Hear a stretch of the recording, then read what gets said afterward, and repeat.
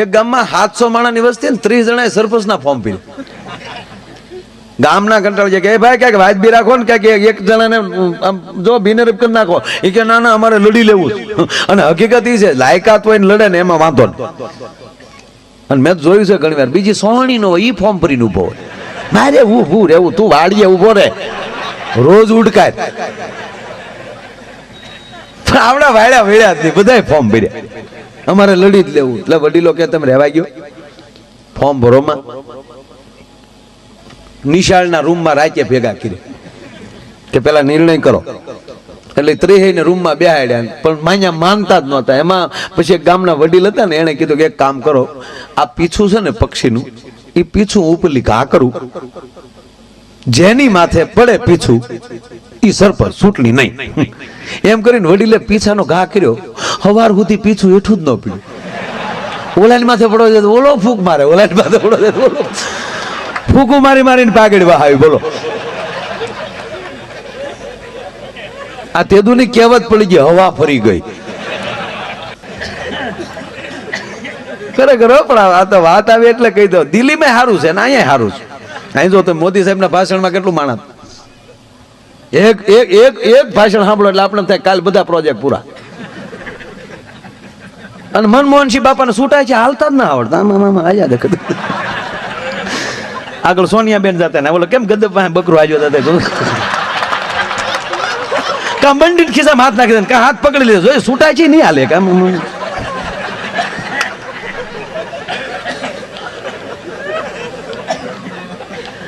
અને તમે હકીકત આપણે પુરુષને આમ તો હાલતા બહુ ઓછું. તમે આ શહેરમાં રહેતા હોય, તમે જોજો સવારના મોર્નિંગ વોકમાં નીકળે ને તો આપણે ભાઈઓ હાજર જતા હોય, કારણ કે આવતીકાલના જે કાંઈ હિસાબો આવ્યા હોય બધું વોકિંગ તો કરે બાયું.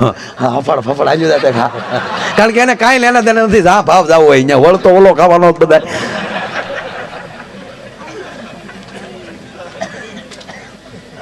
આ નથી ઘણા ફોર્મ ભરી દીધા.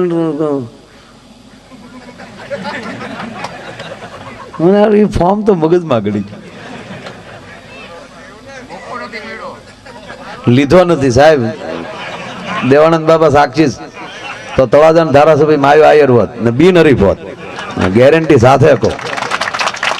તમારા કોંગ્રેસના પાસે 5 દાવેદારો આવ્યા હતા, માયાભાઈ તમે આવતો તો હું અમે એકે નો દાવેદારી કરી. મારે લડવી જ નહોતી. મોદી સાહેબે બહુ આગ્રહ કર્યો. મેં કીધું ના ના, આપણે ભાષા વાગે છે ને, ઓલું 5 વર્ષમાં ભૂહાઈ જવું ને એની કરતા વાગે નહીં સારું. હે ગામો ગામ ને ઓલા મારે 35 ગામની જ લેર રહે.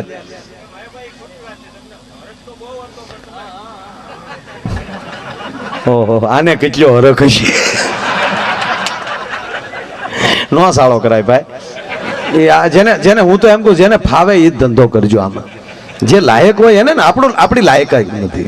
હું એક કલાકાર છું. હા, ભગવાને ટળ બનાવે ને ટાયર ન થવાય ભાઈ. જે કંપનીએ ટળ બનાવ્યો હોય એને ટળ રેવાય, ટળ ટાયર થાય. સ્ટેરિંગ ને સ્ટેરિંગ જ રેવાય. આ મોજ કરી આનાથી બીજો મોટો ધારાસભ્ય શું હોય? અને કલાકારની વેલ્યુ છે જવાહરભાઈ. પેલા મારો મંજીરા વગાડતો હોય તો સીએમ આવે તો અહીંયા બેઠા હોય, મંજીરા વાળા સ્ટેજ માથે બેઠા હોય. આ કલાનું મંદિર જુદું છે આખું. એટલે એ બહુ સારું છે. આપણે જ્યાં સહી હા, એટલે મજા કરો તમે તારે. મને તો હકીકત બહુ અત્યારે તમે જોયા કરો તમે બધી, ક્યાં પોકશે જે નક્કી નથી. હા, એક ભાઈ ધારાસભ્ય થી ગયા ને તે ગાંધીનગર કોકે પૂછ્યું, એ કે ઇંગ્લિશ ફાવે તા સારું હોય તો દેશી ફાવે.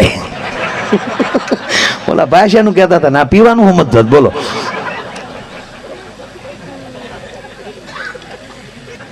આપણે ગીરમાં સરદારજી ફરવા આવ્યા અને એમાં અમિતાભભાઈ ની એડવર્ટ આવે પછી તો માણસો બહુ આવે છે. હા, આપણે તો અમિતાભભાઈ જ કહેવાય.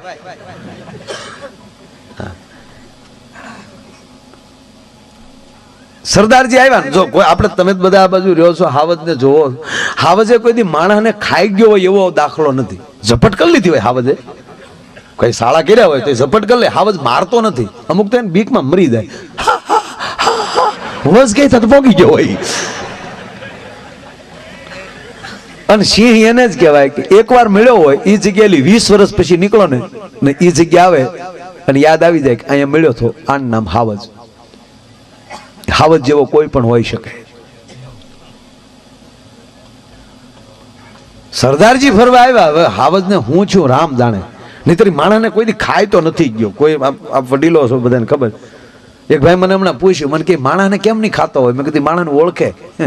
ભગવાન કૃષ્ણએ ક્યારે કીધું કે હે ધનંજય, પ્રાણીમાં સિંહ હું છું, એ માણસ ન ખાય. હે મને કે કેમ નહીં ખાતો હોય? મેં કીધું ઓળખે કે આ કઈક નું ખાઈને આવ્યો છે, આને હું ખાવો એમ.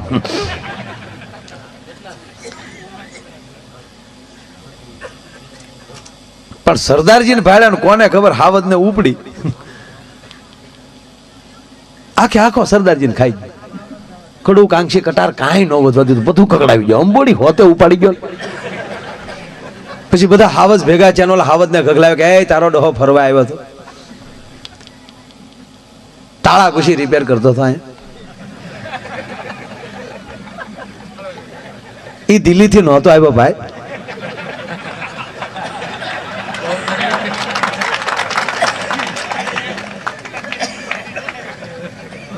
હાવજ કે ભાઈ જે થાવું થયું હવે થાવું થયું, ડો ફરવા સૌરાષ્ટ્રની ભૂમિ છે, મહેમાનને માન દેવું જોવે, એને બદલે ઉપાડી ગયો. એ કે ભાઈ રાયડું નાખો માં, માણા પંજાબી ખાય તો અમારે ઘરે પંજાબી ખાવું જ નહીં.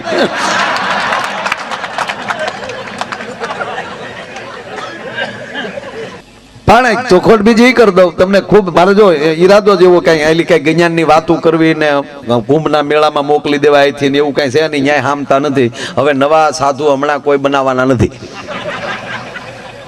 હમણાં એ આખો પ્રોગ્રામ ભાઈ નીચે હસવાઈ જાય ને સમાધિસ્થ થઈ જાય, પછી નવા કઈક જોવું. સિનાભાઈ બરોબર ને? કારણ કે અહીંયા નાવામાં વારા ના આવતા. શિવરાત્રી के मेले में मिलेंगे. એક જણે સવારે અપક્ષમાં ફોર્મ ભર્યું. અપક્ષમાં ફોર્મ ભર્યું ને પછી તો એ પ્રચારે ધબધબાટી હાલે. હવે ખુલ્લી સીપીમાં નીકળે ને ગામડામાં બધે ઝીણી માટી ઉડી ઉડીને તમને કોઈ માટી ખાઈ ખાઈને ગળું થઈ ગયેલું તોહરાય જેવું, અને એને ભાષણની ઉપડી હોય, અને ગળું હાવ બેહી ગયેલું. ને છેલ્લા દિવસો, કતલના દિવસો, ભાઈઓ તથા બહેનો, ભારત માતા કી જય, વંદે માતરમ, નમસ્કાર. તમારા ગામમાં આવ્યો છું ભાઈ, માથાઠું આવ્યો છું ભાઈ. એકવાર તમે મને જીતાડજો, પછી તમે સવાનું હું જાવ. બે પાર્ટી કરતા સારું કામ કરી ભાઈ, વિશ્વાસ રાખજો. પણ એકવાર જીતાડજો, બસ એકવાર જીતાડજો. છતાં કઈ પ્રશ્ન હોય એ કયો. પ્રશ્ન હોય કીધું તો એક ભાઈ ઉભો થયો કે બીજો કઈ પ્રશ્ન નથી, તમારા બાપાના દાઢીના 2 રૂપિયા બાકી છે. એ ભાઈ ગ્રાન્ટ આવ્યા પછી ની વાત છે ભાઈ, દાઢીના ગ્રાન્ટ માંથી કાઢવા. બીજા કઈ વાત હોય કરો, એ રહેવા દે ભાઈ, એ રહેવા દે. તો એક વડીલ ઉભા છે, વડીલે કીધું બીજું કઈ નથી અમારા ગામમાં તકલીફ, પણ અમારા ગામમાં શમશાન નથી. બસ આઝાદી હવે 60 વર્ષ છે, શમશાન નો બનાવ્યું કે પાર્ટીએ. હવે તે મને એકવાર જીતાડી ગયો. એક શમશાન નહીં, ઘીરે ઘીરે શમશાન નો બનાવી દો તો મારું નામ ગુગલું નહીં. ગામે મત નો દીધા ને માર્યો, ગાને હાવ ટાળી ગયો પેલા. પણ એક હાવ ઝીણો જોક છે, લાઈટ થાય તો ભલે, નહીતર જયારે લાઈટ થાય તેથી દાંત કાઢજો. અત્યારે ફરજિયાત નથી, અત્યારે જ દાંત કાઢ લેવા એવી ફરજિયાત આ વાત નથી. બહુ ઝીણી જોક છે, હાવ ઝીણી જોક. ભૂત અને હારી વાઈફ, સારી પત્ની, ભૂત અને સારી પત્ની, એના વિશે વાતું થાય છે. ખરેખર મારે સેલ્ફ જ મરાયો. મારે ખરેખર 1 રૂપિયો લીધા વગર નીકળી જ જવાય. ઘણા જગ્યાએ શું છે વાતો. કોઈ ભૂત ભાળ્યું તો ઓલું ભાળ્યું સારું. સાહેબ તુલસીદાસે ભૂત અને હારી વાઈફ બે જોઈ, સાહેબ હારી પત્ની જોઈ, એને ભૂતે મળ્યું. હું એ ભૂવા ગામો ગામ જો કે આપણે ભૂત હજી મળ્યું નથી.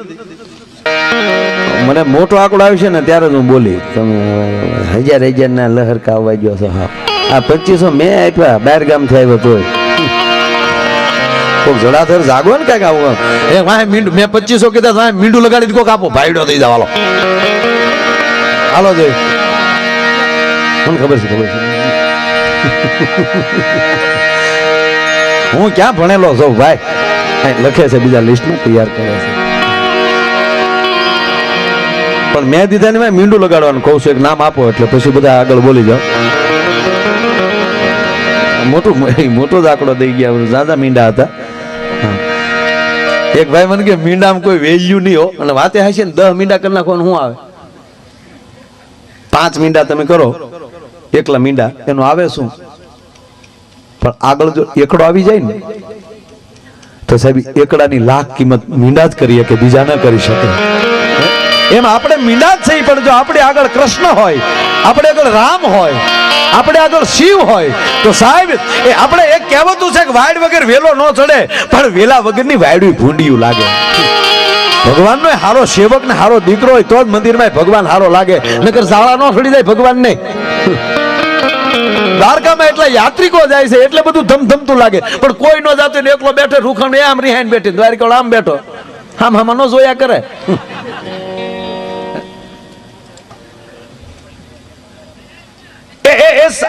સારા વ્યક્તિ વગર કોઈ વસ્તુ સારી.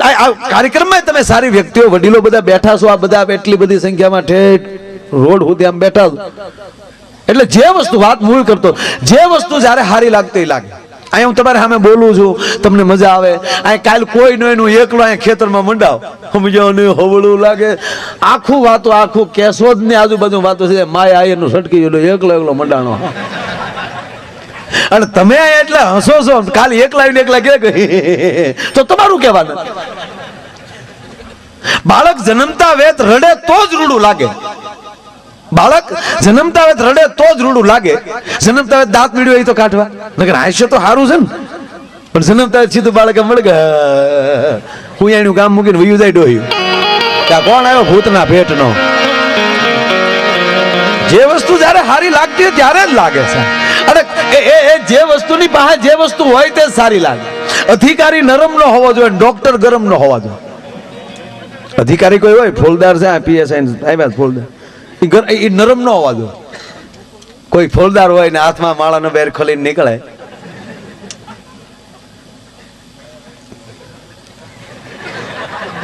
વાહ વાહ, બહુ સરસ, બહુ સરસ.